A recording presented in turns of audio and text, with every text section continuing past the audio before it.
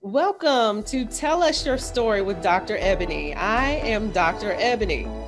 Today, the topic is, what's trans got to do with it? Please welcome a friend of mine of almost 20 years, Miss Katie Charm. Hello, Katie. How are you? Welcome. Hi. It's an honor and privilege to be here. Thank you, Dr. Ebony. Oh, it's an honor speaking with you. So let's go ahead and get started. Okay, let's do that. Katie, what are your current pronouns? I currently default to she, but honestly, over the last year or so, I've gotten to the point where I don't care what pronouns people use at me, as long as they're not doing it aggressively or grossly, trying to attack with the pronouns. I default to she if people don't know what to say, but other than that, he or they, any pronouns work for me personally. Okay. All right. So would you consider your past or dead pronouns as he? Yeah. I used to go by he exclusively. I was assigned he, okay? Okay. All right. I get it. In case you all haven't figured it out yet, Katie is a transgender female. And that means that she has transitioned from being an assigned male. So, Katie, describe your life prior to your transition. I should be interviewing you. You know more about this stuff than I do. A little bit. I had a typical male life for someone born in South Carolina. I was born. I always had feminine tendencies as a child, but those were just shoved away. It's the 90s in South Carolina. You don't get to be trans or queer or anything like that. You just better act right. Mm-hmm. So anytime those traits are displayed, the adults acted embarrassed and they push you away. And you learned as a smart kid, you just learned you better hide that stuff and you better not let anybody see that. And so I grew up trying to figure out what I was supposed to be in society and being that. And I was supposed to be a boy that played with other boys. So I tried my best to do that. And I'm good at things. I don't know if you know this, but I'm good at things. So I got really good at being that boy and growing up into that teen. I was a male teenager, so to speak. I got into computers. I played soccer. I eventually went off to college. I had a whole life. I dated several beautiful women in college. Yes, that you did. Beauty pageant contestants. Winners. After college. So, once you bury something far enough, it doesn't become a secret truth. It just becomes a secret. And it's not something that you feel like you ever are going to expose to the world. It's just something so buried so far that no one can ever know. And that's what femininity and the idea of being a woman was to me. I knew I wasn't gay. I didn't know what was going on with me, because the idea of being trans, or the idea that I was a woman, just had been beaten into me from a young age, was so ridiculous and impossible that it would just never happen. So this was, your brain tries to adjust and figure out what's going on here. And I guess the way my brain figured it out was that all guys must want to be women. And so I figured out that, okay, well, if all guys must want to be women, that's just a struggle that all guys face, that they just secretly, desperately want to be women, but we have to be men because that's what we are. I went off to the military and I rose through the ranks. I had it all by the time I was in my 30s. I had a beautiful wife. I had an incredible job. I was a master sergeant in the Air Force. I had money, power, everything that was supposed to make me happy, that everyone had always told me, if you just get these things together, you will be a happy man. And it was finally in my mid-30s that I realized that no matter where I went as a man, that was never going to make me happy. That wasn't addressing something very fundamental within me. Right. So when did you realize that the gender that you were born was not the gender that you felt like? When you say realize, I guess that's just a complicated, long process that happens over a long period of time. It's, there's never some one defining moment where you're like, oh yeah, I'm trans, I'm coming out to myself. It's just a long, slow, of course I can only speak to my experience. Other people will say they've always known. When I was a kid, I knew that I just wanted to be feminine. I wanted to play with my girl cousins. I wanted to do all the feminine things that made sense to me. And it's how I felt inside. And growing up, at no point doing all the masculine things that I was told to do and acting a certain way, I didn't ever think, oh no, this is the wrong gender. It just never felt right. There's this great quote that goes, I never hated being a man. I just knew I wasn't one.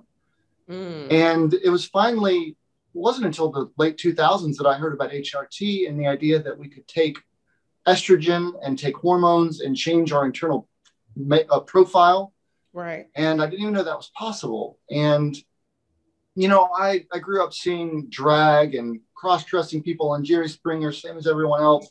And I was like, well, I don't want to be that. I don't know what that is. I don't want to be Rocky Horror Picture Show. Because all through the 90s and 2000s, a lot of it was just like making fun of trans people, this idea of man in a dress. And you're like, well, I don't want to be that. Jesus, I'd like to take myself seriously as a person somewhat. Right. And finally, around 2010, I knew that something was wrong. I knew that I was a woman inside. And so I started telling, I would tell partners I was with, I'm like, well, I'm actually a woman inside, even though I look like a guy. And they're like, yeah, you kind of are a woman inside. They agreed with me. I think other people told me that I was trans before I told myself. Before you knew it, see? Yeah. Excuse me, I'm going to turn the volume up. No, fine. Can you hear me okay? Yes, you're good. Okay, great. So finally, around 2012, I knew that if you start having these like daydream fantasies of like, all right, what if I faked my own death and went off and I would be able to take estrogen and start this whole new life? And nowhere in this like convoluted labyrinth of gender you built for yourself does it ever occur to you, hey, you could just come out and you could just say, I think I'm trans, I'm going to take estrogen. And I got to be honest, even up until the first day of taking estrogen, I didn't know I was trans. I knew something wasn't right. And this was possibly a way to feel better. And I told myself, I was like, look, we're not happy. I'm not happy with this reflection in the mirror. I'm getting increasingly unhappy with it. Right. I'm going to take estrogen. And if at any point I don't like what's happening, because it's not like a one-day change. It's a slow, steady change over time. And if at any point I don't like what's happening, I'll just stop. Mm-hmm. So I made that deal with myself. And it felt really good. Like the first time I took estrogen, I blocked testosterone, I took estrogen, and I just felt this immense relief wash over me like I've never felt before. Wow. And it was so powerful, and I knew that it felt right. Mm-hmm. And over time, it's continued to feel right. 4 years later, I haven't wanted to change anything. I've enjoyed the estrogen I'm on. I've enjoyed being who I am and not having to worry about fitting into society's definition of what a guy is. Mm-hmm. So your immediate thoughts as far as your family reaction and to your friends' reaction, what was your immediate thoughts even before you started the process of taking estrogen? It's really sad that in my head, I had to basically accept that this wasn't necessarily the reality, but I had to accept in my own head. I was like, okay, my friends are going to abandon me. My family will abandon me. My job will abandon me. Trans wasn't really solidified in the military yet. They were just letting this come out, and they weren't sure what was going to happen with that. So in my head, I kind of had to just accept that everything was going to go away and I was going to lose it all. And it's a real shame that I had to do that I had to accept that I was going to lose everything to transition. Mm-hmm. But I did. And my family surprised me. My family said, okay, they weren't incredibly used to dealing with something like this, but they said, we'll support you. We'll call you she. We'll call you by the new name.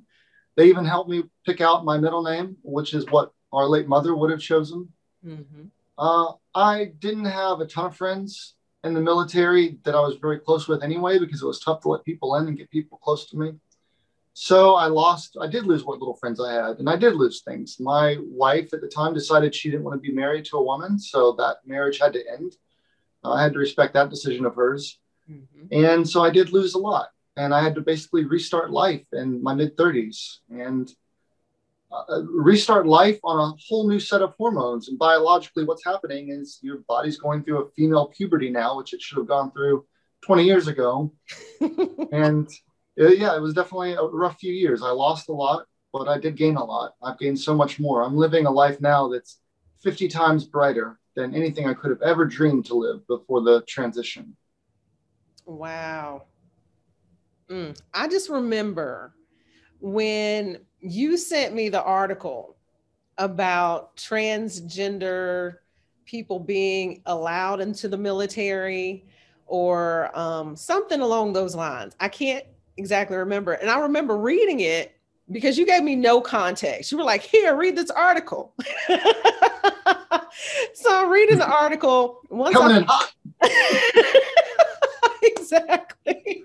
So once I finished reading it, all I could think was, okay, so either the message I need to receive is that he's attracted to somebody that's trans, he's going to be trans, I don't know, but okay. Sometimes you don't even know how to even send the message.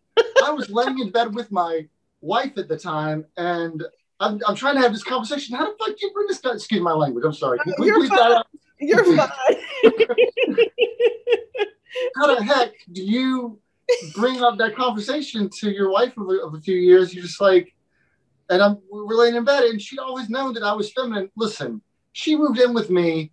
I had an entire closet full of women's clothes with no context, and she just kind of went with it. I was like, okay, all right, here you go.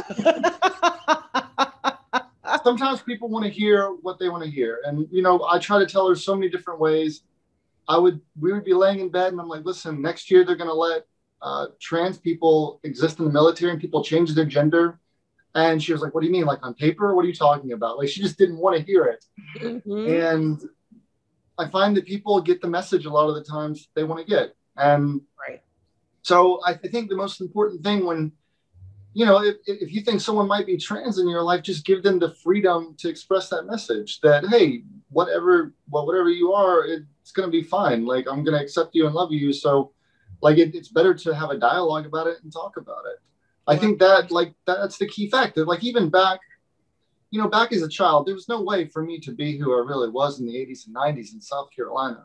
But if you'd have been born in the 2020s and had that, hopefully that modern dialogue of, hey, you know, I don't necessarily understand where all this feminine behavior is coming from, but you don't have to subscribe to any particular roles or genders. If you decide that you get older and you want to be trans, that's totally okay. Like, just to have that freedom of being told that that's okay. And you don't have to bury these parts of you deep down and hide them.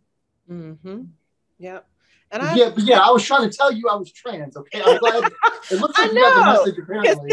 Then when you followed it up with another message letting me know, you're like, hey, I'm trans. I'm like, oh, okay. But I have to say, and I think I told you this before, it made so much sense to me. Some of the behaviors you had. I mean, really, it did. I was like, wow. It really made a lot of sense because I remember you would have this kind of built up rage sometimes and you just unleash it out of nowhere. And I'm like, what happened? So I just, once you told me, I was like, wow, she's been dealing with all of this time and is just now coming to terms or at least, experimenting with, hey, you know what? I'm getting away from the Southern definition of what a person is supposed to be. Yeah.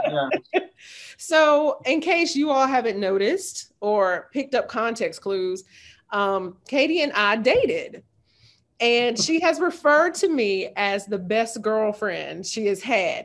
Now, with absolutely no disrespect to her current girlfriend, why in the world did you say that? You were the best girlfriend as far as supporting me after the fact. When I came out and, those first few messages testing the waters of who would accept me and who would love me, who was going to keep me in my life. Like, I had friends for 20 years from college that when I came out, they just they just slowly distanced themselves away. They didn't want to be part of my true life, of who I was.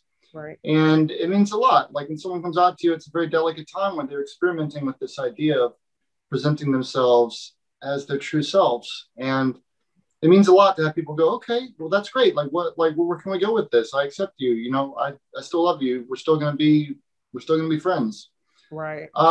I definitely have to give props to my current girlfriend because she's the first person that found me as a trans person. And, you know, when you come out as trans, you wonder, you have to go through a whole phase of like, who do I want to be with? Who am I attracted to? And it's definitely very tough dating as you're discovering yourself. You definitely need to work on yourself and figure out who you are. But then once you find yourself, it's a very powerful thing to have someone for the first time in your life go, oh, they see you with no illusion, no deception, just the purest version of you. And they go, no, of course, you're amazing. Of course, I love you. I want you in my life.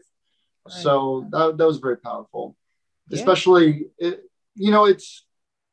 it's definitely a major fear of people when they come out is anything that they're never going to find friendship or love again. So I appreciate your reaction when I did send you those articles because that meant a lot. Thank you. Anytime. So now kind of getting into your relationships, how would you identify yourself? Are you identifying as a lesbian, bisexual, pansexual, or none of the above? I would identify as lesbian, though I do have to say that, you know, since coming out, since taking estrogen, I am attracted to guys. Like even my girlfriend currently is attracted to guys, but we would never consider a relationship with a guy. There's so much that comes along with the relationship with the guy that we're like, no. I'd much rather be in a relationship with the girls. So would she. It just makes things very easy. And there's just a lot less there that we don't have to struggle with. But I would say that it's a complicated question and a complicated label. I would identify with lesbians. I hang out with lesbians in Hollywood. You know, that's who my friend group is. Right. But when it comes down to it, there's a little bit of attraction there that maybe estrogen has helped massage out. But no, I would never date a guy. Okay. All right. And that's fair. And that's good for you to know that. Yeah. You know? And it's okay. So, for those of you who don't know, I realized I asked Katie, you know, about if she was a pansexual. And according to Oxford's dictionary, a person that labels themselves as pansexual is sexually attracted to people without regard to gender or gender identity. So that's your little. Oh, hey, like I said, I should be interviewing you. Yeah, I'll just take that. Pansexual. I like it. See, thanks. I appreciate that. See, I guess I should have read the definition first and then ask the question. What's all these trap questions? All right. Okay, so of course, being one of your friends through everything, we've had this conversation, and it really stuck out to me when you told me these two things. You said, one, you never realized how privileged you had it as a white male. Here come these trap questions. You transitioned to a white female. And then number two, you also told me that it was harder for you to tell your family that we were dating than for you to tell them about your transition. Oh, okay. So let's start with the privilege question first. Give me some examples of when you experienced that societal privilege. And that when you're born and raised as a white male, everything is default to you. Like the way that people treat you, the way that society treats you, this is just how it is. You never consider that there might be another way that you get treated. You should be able to conceptually put yourself in the shoes of a black male or a black woman, but it's really tough without a frame of reference. And as a white man or a white woman, even, there's no frame of reference to realize what it would be like to lose some of that privilege. I guess I knew on a certain level that women were treated differently in society. I had no idea until I started experiencing it. And I'm not the most incredibly feminine person even now, but even the subtle ways that people treat you differently when you present feminine, when you're dressed nicely and you're made up, immediately at work, people started questioning my competency at things. I was a master sergeant. I'd been their boss for years. Mm-hmm. And like people years, my junior would just question my competency. And I'm like, where's this coming from? Like, what are you doing? Right. And I wasn't even very transitioned then. I just started estrogen. Just taking on any label besides white male suddenly causes people to question your competency for no reason. I'm the same person. I'm just as educated, just as good at my job. And then elsewhere in society, just things like, I was coming home one night from partying with my friends, and I was done up looking kind of nice, and I got in an elevator. A guy got in with me. I didn't even think anything about it. That's a thing that's just life. Nothing abnormal has happened yet. Mm. And then in the elevator, he starts asking me questions. He's like, "Hey, so where are you coming from?" I'm like, "Just a party," trying to pay attention to my phone and ignore him. And he starts asking me more questions like, "Hey, you want some company? Like, you want to come to my room?" And I'm like, "No, I don't want to come to your room." Does it look like I'm interested? Things like that were like such wake-up calls. That's one of a million things that have happened in the past few years that I'm like, wow, it is unsafe. It is unsafe to be a woman in society. And I always knew it. Mm-hmm. And it's so sad that it was only when I really experienced them, like, A, it is incredibly true. And B, I feel so ashamed that I didn't realize it to such a degree earlier. And also that if that's the one step off the privilege ladder of going from white male to white trans female, how many more steps down are there, and how much worse does it get? And I bet you it gets a lot worse. That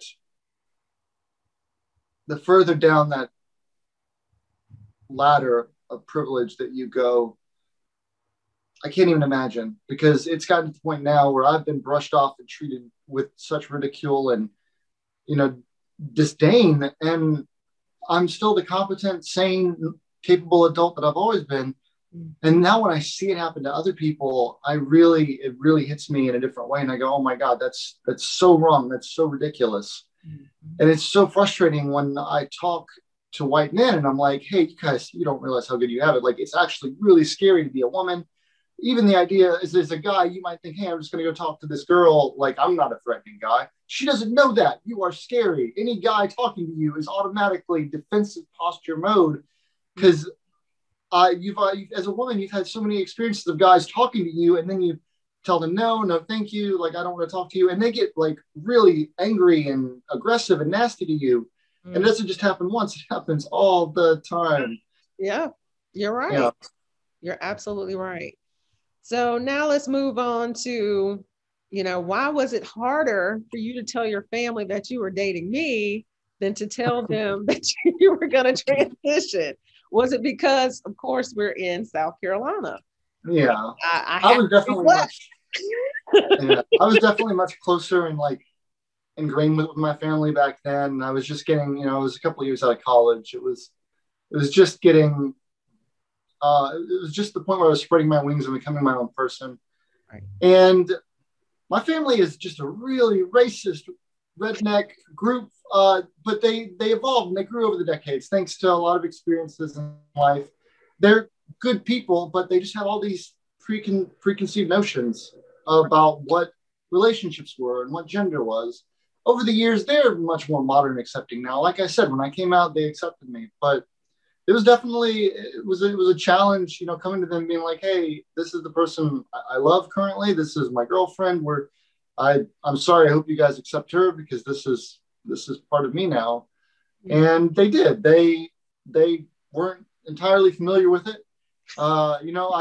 In my head, I'm remembering all the different conversations we had as a kid about, I just don't think it's right, mixed race relations. And I was remembering all those conversations, but those beliefs were challenged. And because it was someone they knew, they worked hard to overcome that, and they became better people as a result. And that wasn't such a big deal for them anymore. And I just, over my lifetime, I dropped a series of bombshells about who I was dating. I was just quitting college to join the military. I was quitting the military to go off and do other business pursuits. And so finally, I'm living in California. I've become so distant from them that I hope they accepted me. But at that point, I was just ready for whoever was going to cut me out of their life to cut me out of their life. So I dropped the bomb, and luckily it wasn't such a big deal for them. They're like, okay.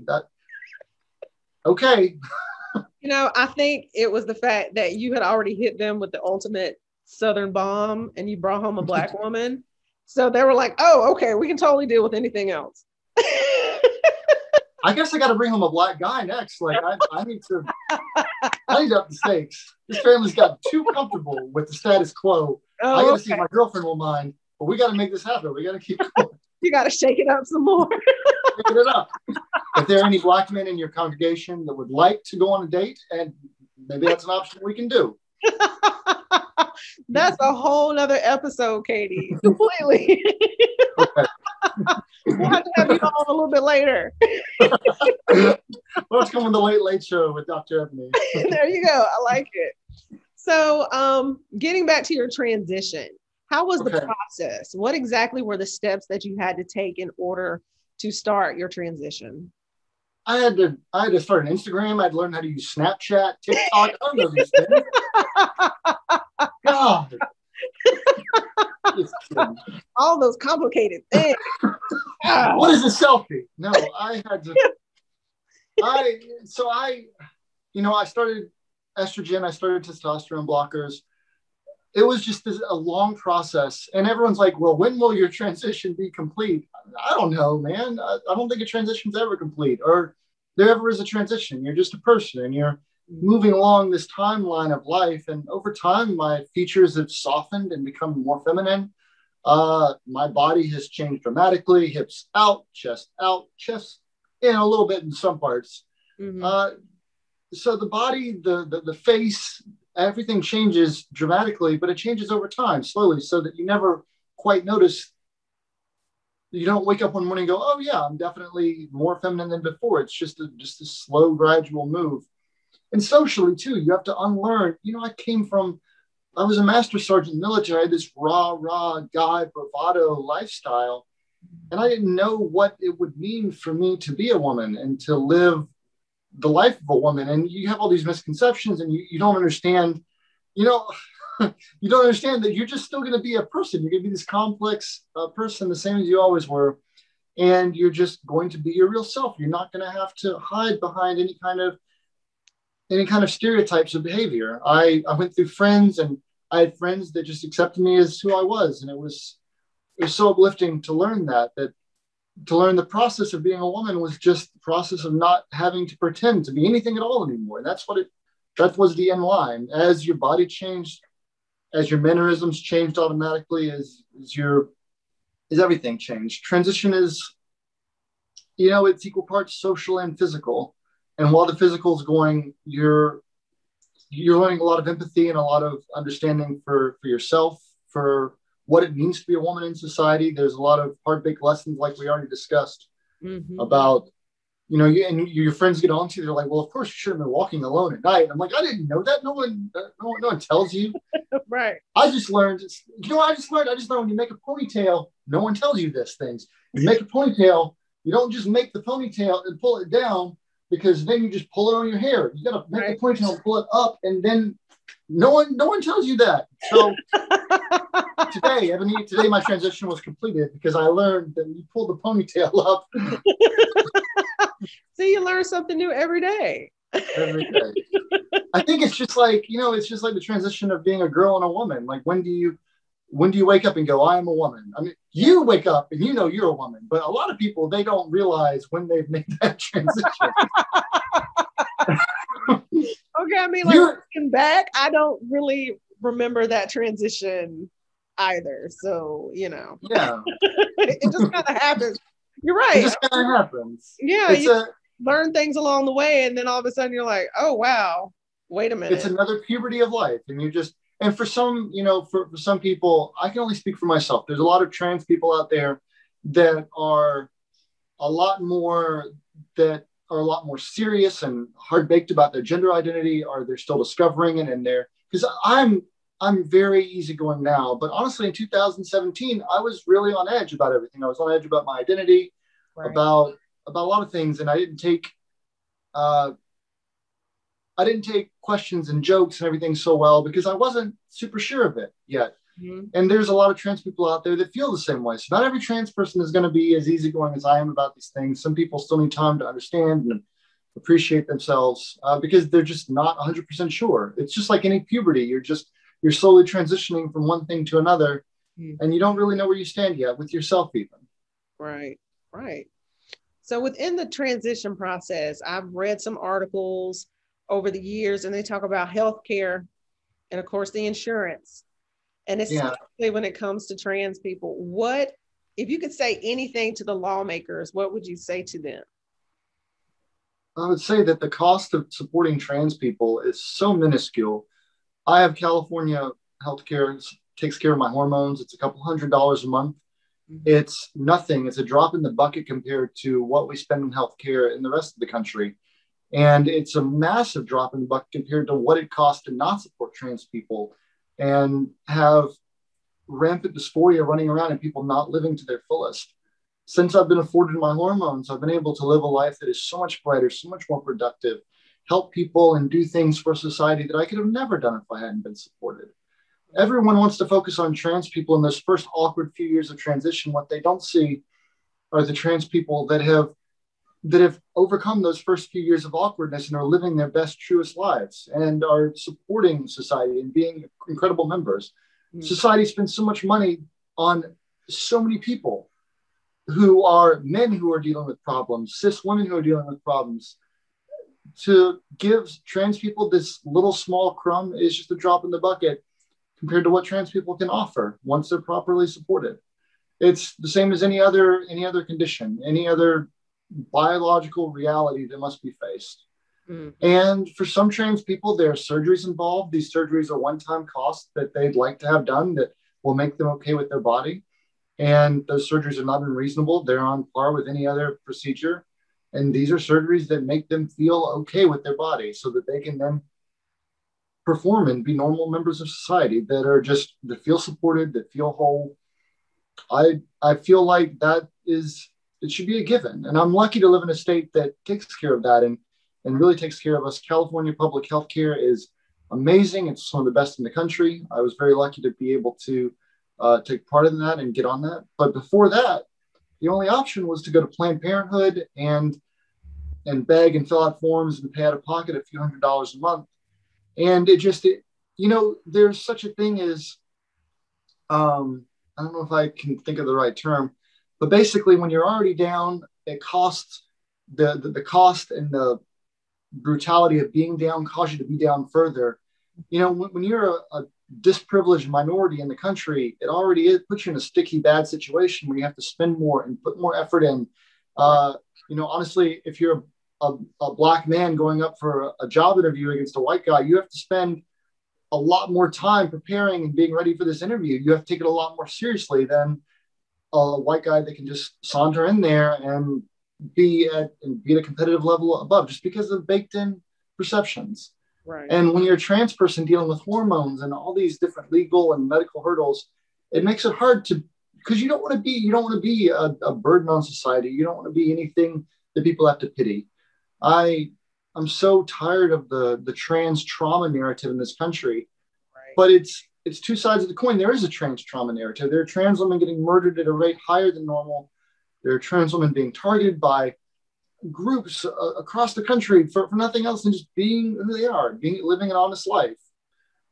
And you have that, but also you don't want that. I don't want to be a statistic and a waving flag for trauma porn. I just want to be a normal person and have friends and laugh and be productive, And proper medical care will hopefully help make that reality true. I agree with you on that one, definitely. Because medical care also deals with mental health. And a lot of people don't want to talk about that. And dealing with all that trauma, you've got to go and talk to somebody in a healthy environment to help as well. So I'm sure I hope, I should say, that our lawmakers and healthcare providers will definitely add what is needed for everybody's healthcare. Yeah, well, that's what this is. I'm talking to a doctor right now. I thought that's what we were doing. So I'm just letting it flow. Now, I do know in Georgia, in particular, they have particular laws. So I know that with changing your vital documents, such as birth certificates, etc., different states have different policies. Yeah. So, can you just give us your experience with trying to change your name officially? Oh, well, I mean, changing the name was a pain, but it was a doable pain. I had to spend $400 or $500, which was an astronomical sum at the time, to go to the court and petition the court, and you have to file a court case, and then 6 months later the case becomes official. It's this whole process, and you finally get to legally change your name and gender with the state. And this is just with California. Every state it's different, and then once you do that, you then file it with the Social Security office, and then it's changed officially with the federal level that your name and your Social Security number are now this and this. But the thing about Georgia is you cannot change your birth certificate in Georgia, and every state is different. California doesn't care. Georgia will not let you change your birth certificate unless you can prove to them that you have had a surgery to change your genitals. And it is such a wild, insane requirement that you have to prove to Georgia, which I don't live in. I'm never going to live in Georgia again. It's a beautiful state. I'm just never going to live there again. But to get a birth certificate with my proper gender, I have to go back to Georgia and present to them surgical proof that I've changed my genitals. Like, why does Georgia care? Why does Georgia care what's in my pants at this point? Right. Exactly. Exactly. And Georgia's one of the only few states that still do such barbaric, backward things. You would think if someone had changed their gender with the federal level, with the state, they get an updated birth certificate. It just makes life easier. It makes life easier to get a passport, to get everything else. But because of a couple of aggressive lawmakers, they're just really making life difficult.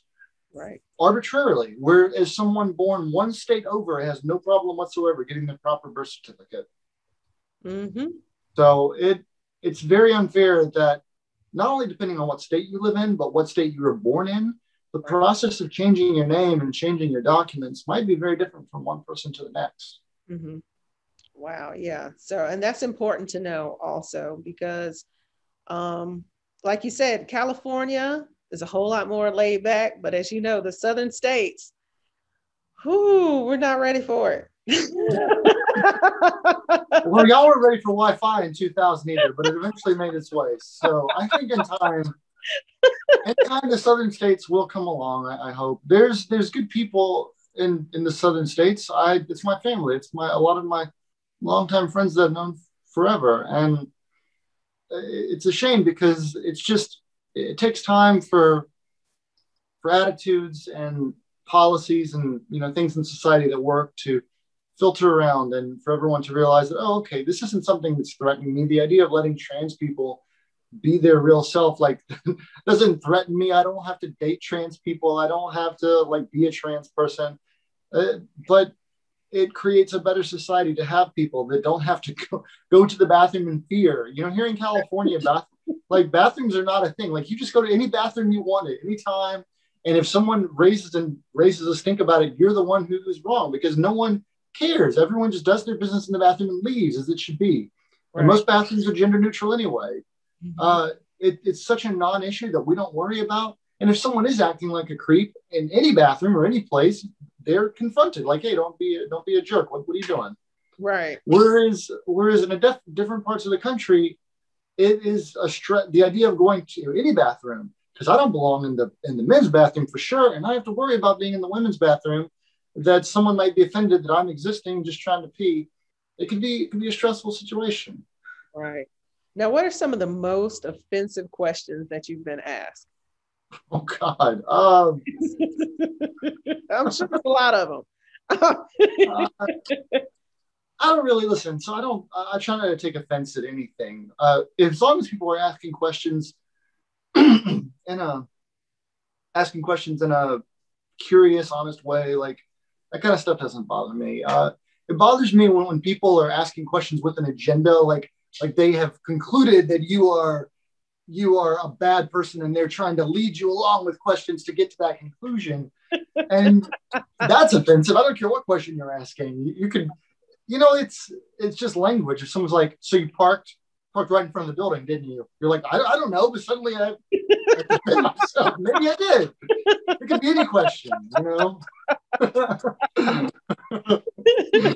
You're so right. you wear guys' shirts still, huh? I'm like, maybe you don't want to. But if someone asks the right question, now again, I can only speak for myself. There are some trans people that are not fully confident in themselves yet, and they may not want to be asked questions. And I encourage you, if you meet a trans person, don't make that your trans 101 introductory course, because trans people, again, just want to live. Like they don't want to discuss every aspect of basic trans existence with every new person they meet. Right. They just want to, if they're at a barbecue, they want to get a pulled pork sandwich. If they're at a bar, they want to have a beer in peace or engage with you. It's about something else besides the basic identity questions that they've had to face 100 times before. Right. On the other hand, it's all different. New trans people are just now realizing all this complex trauma they've been through, and they may want to talk about it more. It varies person to person. But I will say that if a trans person offers to let you ask things, as long as you ask them politely, I've never been offended at any question that was asked politely. People have asked things like, so what are you going to do about what's in your pants? Or what are you going to do about, are you going to get, or did you get a boob job? And I'm like, no, actually the hormones do that. People ask questions about sexual preference. I just find that, as long as you're curious and actually wanting to learn, that there's very little questions that offend me, but also it's got to be the right situation. It can't be we're hanging out at a barbecue and we're just enjoying ourselves. You're like, so let's talk about what about those that genital surgery that you're gonna have. What the fuck? So where did that come from? I'm trying to eat talk about my genitals. Leave me alone. I don't want to do that. That's not. I don't want to. No. It's context. Like people feel. Right. I mean, it's also context. People feel entitled because you're different. It's just like a really tall person, someone who's 7'5". They've heard that as a point of conversation a million times. They don't want to fucking, excuse my, darn it, that was number 2. Can you take that? Delete that. They don't want to talk about how tall they are. Just like, people see trans people, and that's like the only, you see a trans person might be the only trans person you know. And so this is your outlet for these curiosities, these questions. And the trans person might, they might offer that to you, but they don't necessarily want to talk about trans stuff all the time with you. They just want to exist. I'm a normal person. I like video games. I like sports. I like movies. I like all the normal things a normal person likes. Right. So, all right, since we're kind of on weird questions, I think I will give you the definition first, and then I'll ask the question. Okay. Is this going to be one of those offensive questions? No, it's not offensive. Okay. According to some academics, well, actually most that I've read, stereotypes are often justify the treatment of others due to social norms and common rules. More importantly, stereotypes are considered negative because it can lead to discrimination. Even though, keep in mind, stereotypes are neither positive or negative. It simply depends on the individual's viewpoint and or experience that can lead to the association of the stereotype being either positive or negative. So now my next question is, what are the most common stereotypes that you hear? Okay, yeah. Well, I guess the most common stereotypes I hear, I have girls trying to be my friend and they want to invite me out to drag brunches and stuff like that. Like, I don't want to go to your drag brunch. I don't care to see a bunch of gay guys dressed up as flamboyant women like that. That doesn't appeal to me. I have I have lots of girlfriends, and we hang out. We sit in the park. We sip wine in the park, and we talk about lives and relationships and everything else. But there's this idea that because I am in the LGBT spectrum, that I'm going to be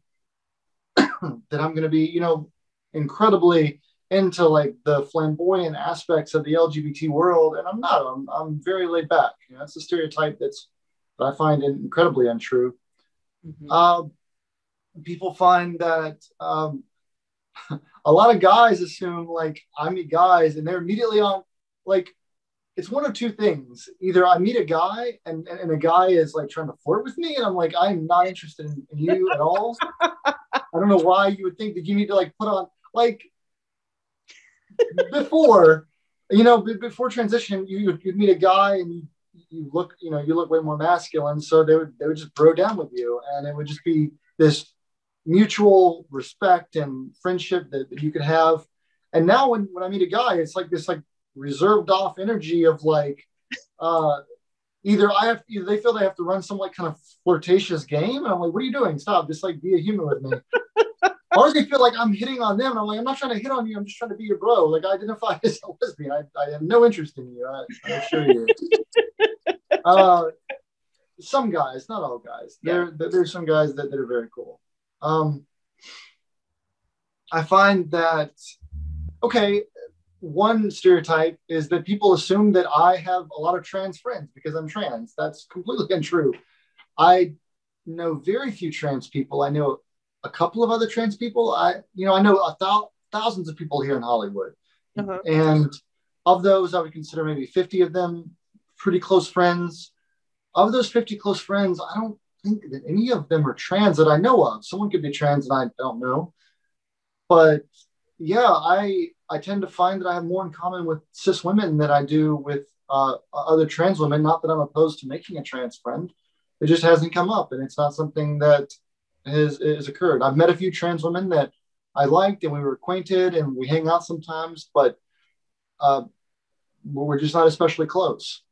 And I think that comes as a surprise to a lot of people that, trans women have a lot more in common with cis women than they do with almost anyone else. I think one of the biggest, when cis women meet a trans woman, a lot of what they come away with is like, oh, it was just like hanging out with another girlfriend of mine. Like it didn't really occur to me that it wasn't some special weird occurrence, Right. So that's definitely another stereotype that happens a lot.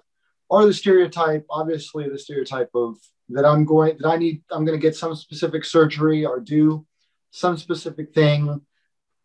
Trans people, transition to them means different things. And for some people that means to go full ultra feminine and get, completely in their appearance dolled up. For some people, it means just taking estrogen and becoming a lot softer around the edges and still wearing, button-up shirts and stuff.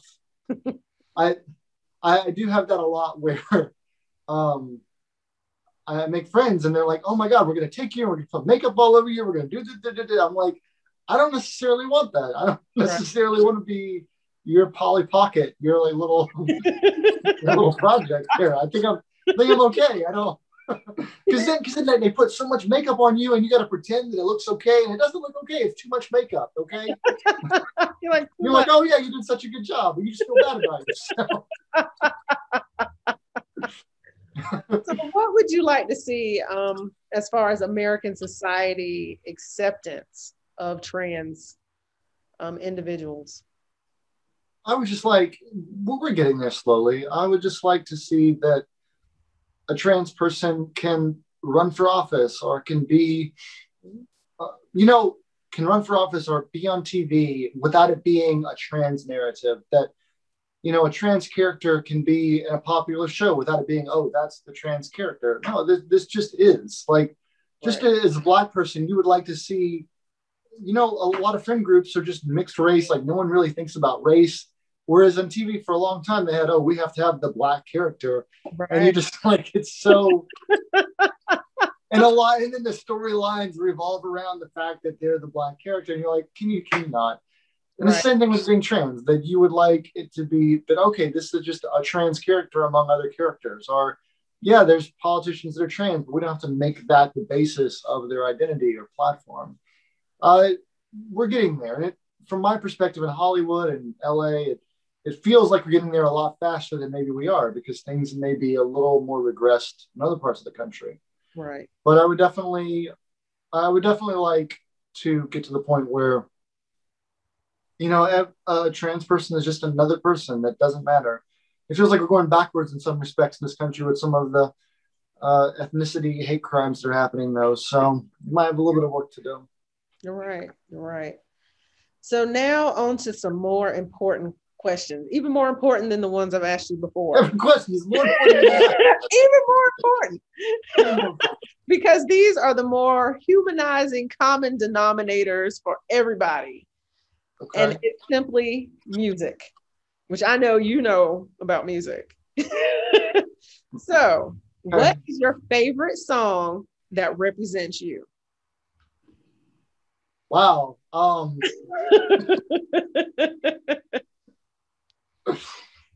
My favorite song that represents me. That is that's an intense question to land someone. I have my list of top 40 that I listen to on repeat. Mm-hmm. You know what? You're not going to find it on Apple Music. Just go on YouTube, and it's this trap rap mix from this white kid from California rapping. It's called the Jack Sparrow Trap Remix. That's me. Yeah, he took the Pirates of the Caribbean song, and it's just this white boy rapping over it, and you think it's going to be incredibly cheesy, and it is a little cheesy, but it's pretty good. And I do like to jam out to that. All right, so that represents Katie. All right, so now, what song do you believe best represents the transgender community? Oh, God. You're asking me to speak on behalf of all trans people on Earth? I'm just saying, in your opinion.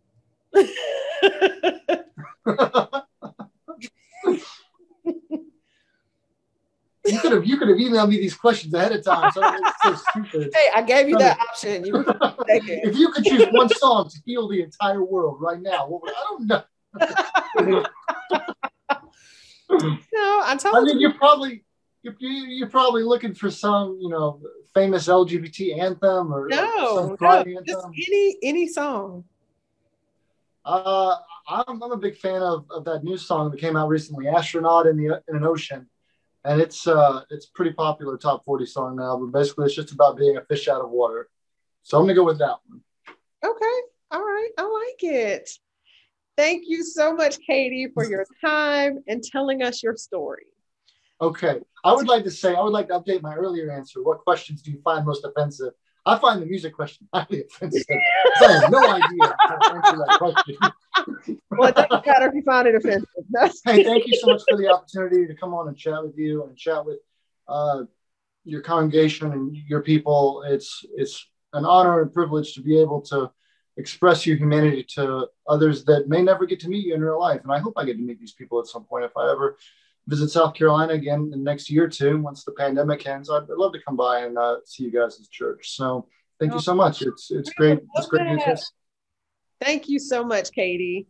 To all of you, thank you for watching. Take care, and may there be peace, love, understanding, and social justice for all. Thanks. Absolutely. Bye, Dr. Ebony.